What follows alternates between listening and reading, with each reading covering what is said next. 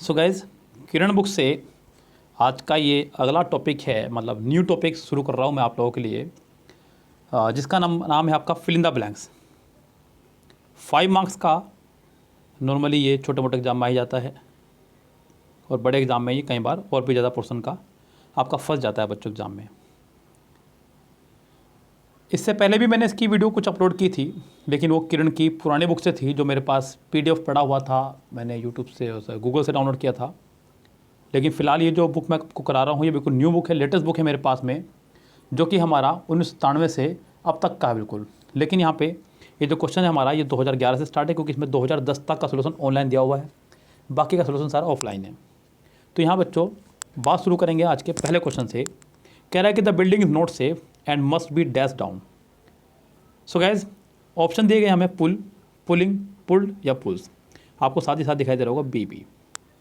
बच्चों बी की फैमिली के साथ में, जिसके अंदर आपका is, am, are, was, were, be, been, being, ये सभी शब्द आया करते हैं। मैं आपको एक बार नहीं कई बार बता चुका हूँ कि बी की फैमिली के साथ में हमेशा हमेशा हमेशा वर्ब की थर्ड फॉर्म आया करती है। कौन सी फॉर्म आया करती है? वर्ब की थर्ड फॉर्म। तो क्या ध्यान देना, यहाँ पे भी पुल डाउन होगा। हालांकि यहाँ पे जो वर्ड है आपका वो है पुल डाउन।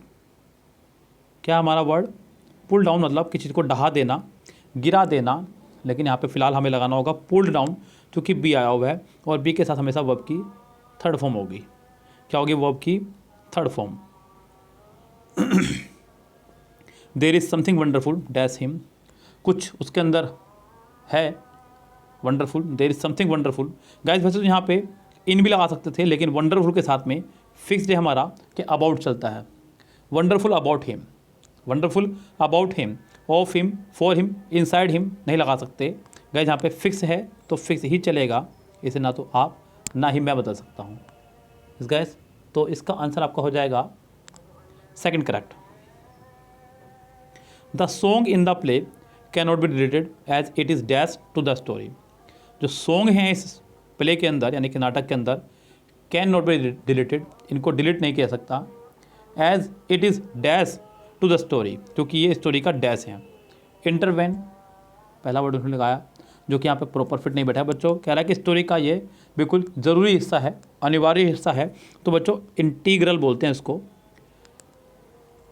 यस, तो यहाँ पे इसका आंसर आपका हो जाएगा प्रॉपर इंटीग्रल। इनेट मतलब अंदरूनी, एक्सेप्टिंग मतलब बाहरी, तो गाइस इंटर मतलब मध्यस्थता, तो इसका आंसर आपका हो जाएगा फोर्थ करेक्ट ओनली।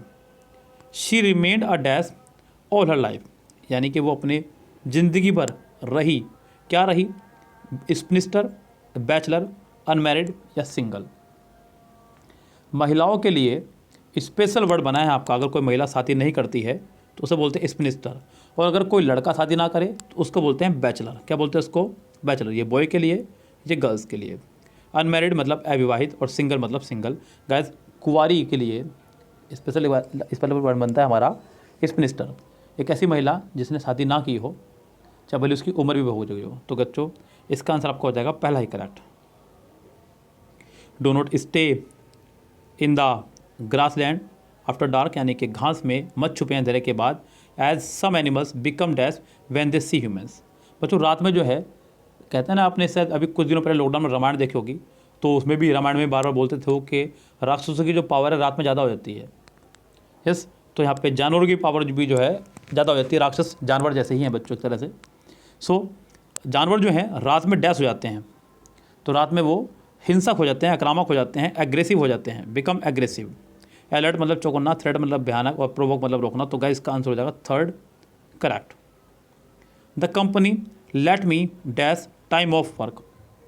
तो गाइस कंपनी ने मुझे डैश किया है, तो यहाँ पे बच्चों लेट मी मतलब अनुमति दी है टाइम ऑफ वर्क।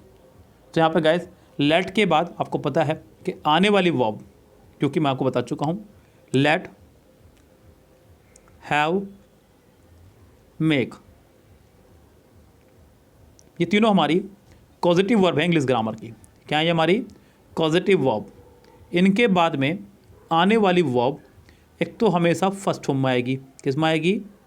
और वो भी विदाउट टू। तो बच्चों यहाँ पे अगर गौर करें तो फर्स्ट फॉर्म सिर्फ यही है, बाकी तो सारे ऑप्शन अपने आप रेस से बाहर हो जाएंगे। अब दिमाग लगाने की जरूरत नहीं है। लेट, मेक, हैव, हालांकि एक पॉजिटिव वर्ब और भी है जो है आपकी गेट, लेकिन उसके बाद हमेशा वर्ब की थर्ड फॉर्म आया करते हैं, वो भी विदाउट टू। सो गाइज यहाँ पे सेंटेंस का आंसर हो जाएगा टेक। तो गाइज ये बुक जो चल रही है आपकी, ये चल रही है किरण की न्यू बुक आजकल हमारे पेड कोर्स में, जिसकी चल रहा है आजकल ऑफर 22 जनवरी तक दूसरा बैच का, क्योंकि फर्स्ट बैच पूरा हो चुका था। उसके बाद दूसरा बैच बनाया गया है ये 15 जनवरी से, जो कि 15 मार्च तक टारगेट रखा गया इस बुक का। इसमें हमने इसकी फ़ीस जो है फिलहाल 1000 रखी है 22 जनवरी तक, क्योंकि इसके बाद अगर कोई इसमें एडमिट होगा तो उसके लिए फ़ीस हो जाएगी 2000 रुपीज़। हालांकि इस कोर्स में मुझे लगता नहीं है कि 22 के बाद तक सीट बचेंगी, क्योंकि अब इसके अंदर सिर्फ 13 सीट बची हैं और सीट इसके अंदर फिलहाल नहीं बची हैं। सो गाइस जिसको भी एडमिशन लेना हो वो ले सकता है। सिर्फ 13 सीटें रिमेनिंग हैं और आज से हमारे पास लगभग 4 से 5 दिन बचते हैं बच्चों, क्योंकि ऐसा 16 या 17 तारीख है, मुझे कंफर्म नहीं है। सो गाइस यहाँ पे जिससे जुड़ना हो फटाफट जुड़ सकता है, और चैनल पे जो अभी अभी विजिट किया हो बच्चों, हक बनता है हमारा आपसे कहने का कि चैनल को फटाफट सब्सक्राइब कर दीजिएगा। आलका से नहीं करना है, वीडियो को लाइक कर दीजिए। इतनी देर में आपसे बात कर रहा हूँ क्योंकि मैं अभी पढ़ा नहीं रहा हूँ आपको। आपके पास 2 सेकंड ना, फटाफट चैनल को लाइक कीजिए, बेल आइकन जरूर दबाइएगा और वीडियो को भी लाइक कर दीजिएगा। I assume dash with me, I assume, assume मतलब मानना, लगना, मुझे लगता है, डैश विद मी, सब डैश हैं बच्चों। एवरीवन, एग्रीइंग, बच्चों एग्रीइंग आईएनजी क्यों लगाएं जब तक हेल्पिंग वर्ब हमारे पास नहीं है। सेंटेंस में आईएनजी फॉर्म और थर्ड फॉर्म कभी भी बिना हेल्पिंग वर्ब के चल ही नहीं सकती, ध्यान रखें। मैं बोलता हूँ इनको हमेशा हैंडीकैप वर्ब, क्या बोलता हूँ इनको मैं, हैंडीकैप वर्ब। ये 2 वर्ब ऐसी हैं जो बिना हेल्पिंग वर्ब के नहीं चल सकती, यानी कि बिना सहारे के नहीं चल सकती। I assume that everyone agrees, मुझे लगता है कि सभी लोग हमसे सहमत होंगे। आई एवरीवन टू एग्री, बच्चों टू क्यों लगाना, क्योंकि यहाँ पे टू का कोई भावना नजर नहीं आ रही है सेंटेंस में। अगले बात है आपका दैट एवरीवन टू एग्री, बच्चों ये भी बाहर, ये भी बाहर, ये भी बाहर, आंसर सिर्फ और सिर्फ बचेगा आपका सेकंड करेक्ट मेरी राय में, बस। तो गाइज इसका आंसर हो जाएगा आपका सेकंड ही करेक्ट। नेक्स्ट देखिएगा क्या कह रहा है। Dash the rain forest is very important if we do not want the flora and fauna found there to become extinct. So dash the rain forest is very important, यानी कि rain forest एक बहुत important है। तो बच्चों यानी कि एक तरह से बचाना, यस, बचाने के अर्थ में जो हमारे पास शब्द है वो है हमारे पास रिजर्व करना किसी चीज़ को। बच्चों रिजर्व का मतलब होता है किसी को सुरक्षित रखना, डिस्ट्रॉय मतलब बर्बाद करना, मेंटेन मतलब किसी को मेंटेन करके रखना, प्रिजर्व मतलब बचाना। तो प्रिजर्विंग द रेन फॉरेस्ट, सुरक्षित होना, यह लुप्त होने से बचाना। तो इसका आंसर आपका हो जाएगा थर्ड ही करेक्ट। ये एक कंडीशनल सेंटेंस का स्ट्रक्चर है, if plus subject plus had plus third form.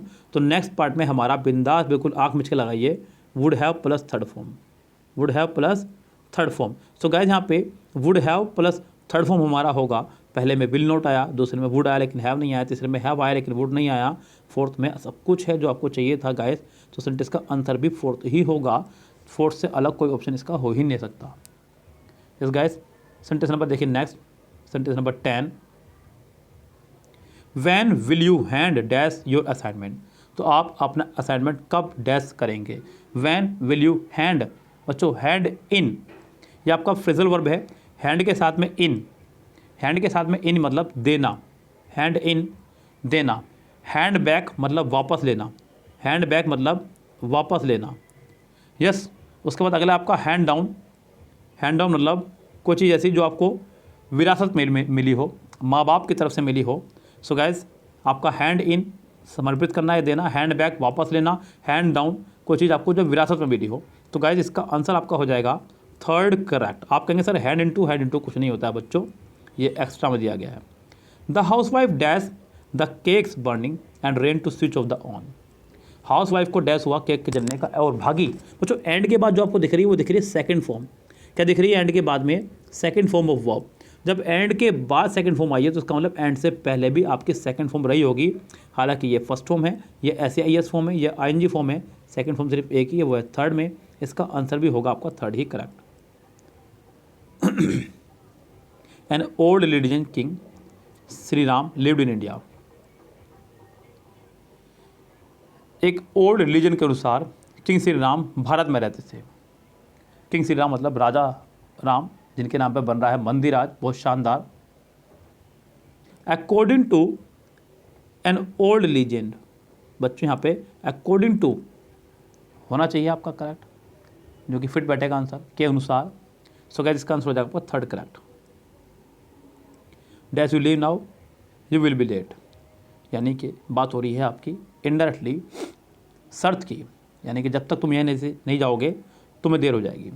So unless you leave now, अगर तुम अभी नहीं जाते हो तो तुम्हें देर हो जाएगी। अनलेस, अनटिल समय के लिए लगता है, टाइम के लिए, यहाँ पर टाइम की भावना का इस्तेमाल नहीं हो रहा है, यहाँ पर सिर्फ शर्त की बात हो रही है, कंडीशन शो की जा रही है। तो बच्चों टिल से कोई सेंटेंस शुरू हो ही नहीं सकता, ये ध्यान रखें। ऑल दो विरोधाभास के लिए लगता है, जब सेंटेंस में विरोधाभास की भावना हो। ऑल दो she work hard yet she failed, हालांकि उसने कठिन परिश्रम करा लेकिन वो फिर भी फेल हो गई। सो गाइज यहाँ सेंटेंस में आपका आएगा अनलेस ही करेक्ट।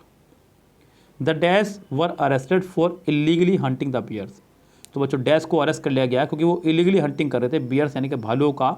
सो गाइज जो जंगल में शिकार करते हैं उनको बोलते हैं पोचर्स। क्या बोलते हैं? पोचर्स, शिकारी चोर। पहले ये शौक हुआ करते थे राजा महाराजों के टाइम पे, लेकिन आज ये शौक नहीं है। लेकिन यहाँ पे इसी बीच एक वर्ड बड़ा प्यारा है, रेंजर्स मतलब देखभाल करने वाला, वनों की देखभाल करने वाला, सोल्जर मतलब सिपाही जो हमारे देश की देखभाल करता है, विलेजर्स मतलब गांव वाले। ये तो सिंपल सी बात है होने से रहा, तो इसका आंसर आपका होगा पोचर ही correct. Dash your instruction we have close your bank account, we have close your bank account. तो इन ल्यू ऑफ, के बदले में, के बदले में, विद रिगार्ड टू, के संबंध में,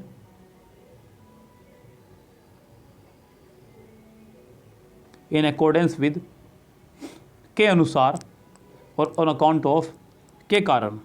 तो in accordance with your instruction, बिल्कुल ठीक यही बैठेगा बच्चों, आपके इंस्ट्रक्शन के अनुसार हम आपका खाता बंद कर चुके हैं। Dash she is clever she often makes mistake, बच्चों कह रहा है कि वो एक क्लेवर है तो शायद उससे कोई गलती हो।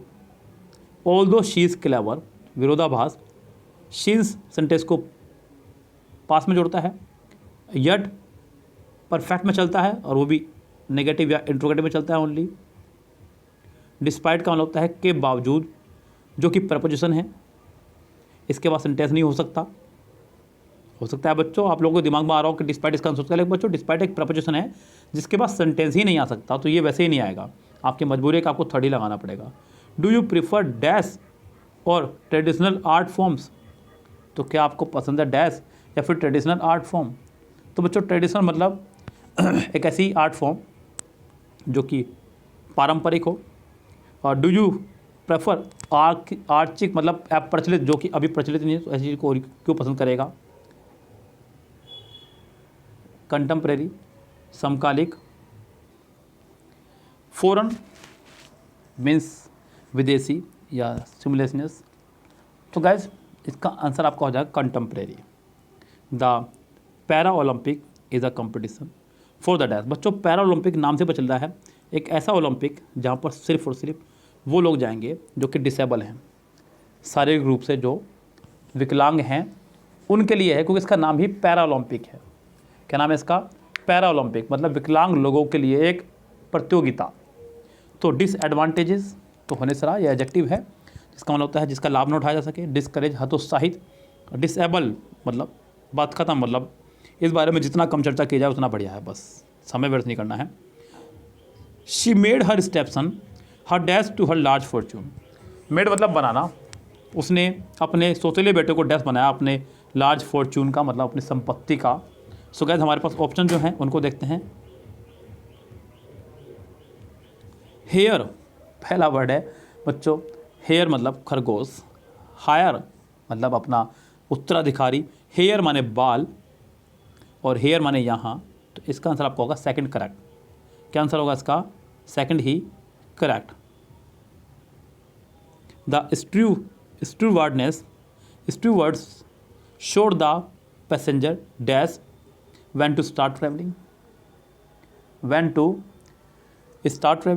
to land the plane, how to fasten seat belt और how to judge the altitude of the plane। बच्चों स्टूवर्ड्स मीन्स विमान की परिचायिका, ये एक फीमेल फ्लाइट अटेंडेंट है जो ये बताती है कि आपको सीट बेल्ट कैसे बांधनी है, क्योंकि वो आपको हवाई जहाज तो उड़ाना सिखाने से रही, उतारना, यात्रा करना भी नहीं। अल्टीट्यूड मतलब उसकी ऊंचाई पहचानना, तो क्या इसका आंसर एक ही बचता, वो है third. Many people reported dash are noise in the night. So कई लोगों ने रिपोर्ट किया है क्योंकि नॉइज़ आ रही है नाइट में। तो बच्चों सुनिए उन्होंने, to hear a noise, to having heard, to have heard, क्योंकि वर्ब से वर्ब को अगर कोई वर्ड कनेक्ट करता है तो वह आपका टू, क्या आपका टू। रिपोर्टेड एक वर्ब थी तो आपने टू हैव हर्ड का इस्तेमाल किया जो ज़्यादा बेटर होगा, क्योंकि यहाँ पे खाली हियर भी काम नहीं चल रहा था, टू हैव हर्ड प्रॉपर रहेगा। आई एम एग्जॉस्टेड मीन्स मैं थक चुका हूँ। Let's day a day, let's day dash a day. बच्चों एक इडियम है बड़ा प्यारा, call it a day. Call it a day ये पूरा इडियम ही है, इसका मतलब होता है काम को एक दिन के लिए स्थगित कर देना, टाल देना।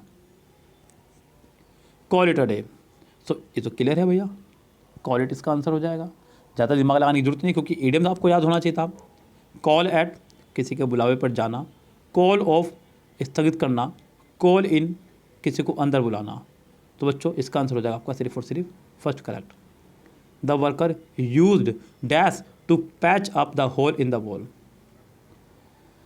The worker used dash, workers ने यूज़ किया सैंड का, बच्चों रेते का बिल्कुल नहीं बच्चों, सीमेंट का बिल्कुल, होल को भरने के लिए सीमेंट का इस्तेमाल किया था, रेते का नहीं, मिट्टी का भी नहीं, घास का भी नहीं, सिर्फ किसका इस्तेमाल करते हैं, सीमेंट का। She slipped dash the train, she slipped dash the train means वो ट्रेन से गिर गई। सी स्लिप्ड के साथ बच्चों ऑफ द ट्रेन, मतलब ऑफ मतलब संबंध विच्छेद होना, किस चीज़ से किस चीज़ का अलग होना, तो यहाँ पे आपका हो जाएगा of he correct. How did these things come dash, how did these things come dash. बच्चों यहाँ पे फिर से एक फ्रेजल वर्ब आई आपके कम के साथ में, जो है आपके कम अबाउट, क्या आपका कम अबाउट पूरा फ्रेजल वर्ब है, घटित होना, क्या होना, घटित होना किसी घटना का, टू हैपन। तो गाइज इसका आंसर हो जाएगा पहला ही करेक्ट। कम इनटू कहीं ज़बरदस्ती घुसना, कम डाउन, कम एट मिलने जाना किसी से। सो गाइज इसका आंसर हो जाएगा come about. The cricket was lazy dash, तो क्रिकेट का मतलब यहाँ पे क्रिकेट खेल से नहीं है, क्रिकेट एक छोटा सा कीट होता है झिंगुर, उसके लिए इस्तेमाल किया उसने ये। The cricket was lazy, cricket जो है लेजी होता है। But the ant was busy, but the ant was busy, आपने बचपन में जब आप रहे होंगे तो आपने एक बहुत ही प्यारा चैप्टर पढ़ा होगा, the ant and the grass Hooper.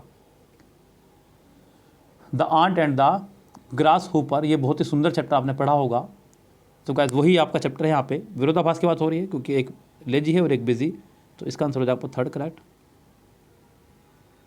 Nadira dash little difficulty in finding a job after her graduation.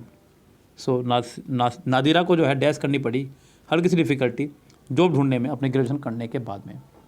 So gas face मतलब सामना करना, सामना करना पड़ा कठिनाइयों का जॉब पाने के लिए। The children suddenly stop dash when they सा ग्रैंडपा कमिंग इन। तो बच्चों यहाँ पर सेंटेंस में स्टॉप के बाद आपको एक वर्ब लगानी है, कौन सी लगाएंगे। वैसे मैं आपकी जानकारी के लिए बता दूं कि स्टॉप के बाद हमेशा हमारी आईएनजी फॉर्म आया करती है।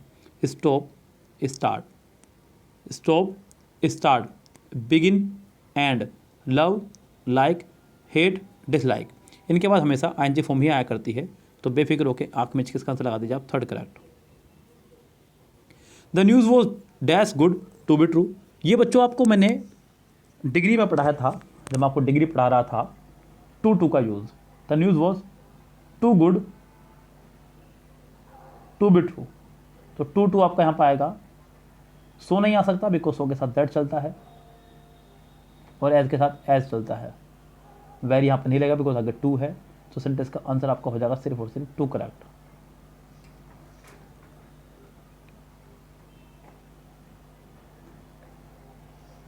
How much longer dash this book, how much longer dash this book, तो कितने समय तक आपको इस बुक की जरूरत रहेगी।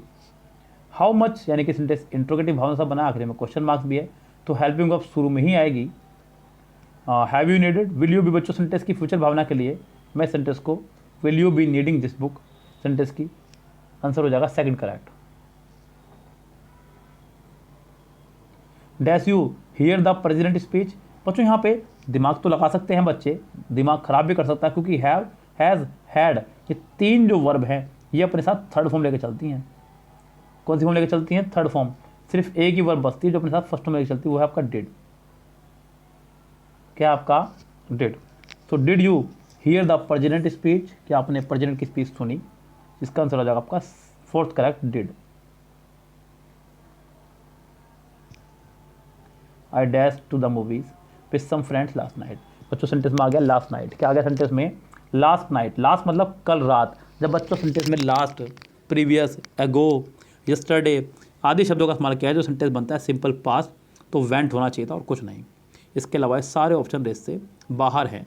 जब सेंटेंस में लास्ट, प्रीवियस, एगो, यस्टरडे आदि शब्दों का इस्तेमाल किया जाए तो सेंटेंस बनता है सिंपल पास्ट, यानी कि सेकंड फॉर्म लगेगी और कुछ यहाँ नहीं लगेगा। सेंटेंस का आंसर हो गया went correct. She has only dash friends, उसके सिर्फ डैश ही फ्रेंड, यानी कि कम ही फ्रेंड है बहुत। तो गाइज यहाँ पे या तो फ्यूअर आना चाहिए या फिर अ फ्यू, लेस अनकाउंटेबल है, मोर अनकाउंटेबल है। फ्यूअर के साथ में देन आना चाहिए, तो ये भी आपका नहीं आएगा। लीजिए, आपकी हो गई है बल्ले बल्ले। सेंटेंस का आंसर हो गया fourth correct. An optimist thinks that all dash will well with the world. Optimist मतलब आशावादी। ऑप्टिमिस्ट मतलब एक ऐसा व्यक्ति जो हर चीज़ में एक आशा ढूंढता हो, किरण ढूंढता हो आशा की। तो गाइस यहाँ पे ऑप्टिमिस्ट मतलब आशावादी। सेंटेंस का स्ट्रक्चर देखते हैं क्या है हमारे पास में। An optimist dash thinks that all dash, तो बच्चों यहाँ पे सेंटेंस एक यूनिवर्सल ट्रूथ पे चल रहा है, थिंक्स। तो आप भी सेंटेंस को सिंपल वे में बनाएंगे। इज़, शैल से फ्यूचर हो जाएगा, विल से फ्यूचर हो जाएगा, वाज से पास्ट हो जाएगा। सेंटेंस का आंसर हो जाएगा थर्ड ही correct. There aren't dash mountains in that part of the country. बच्चों देयर आपके एक इंट्रोडक्टरी सब्जेक्ट है।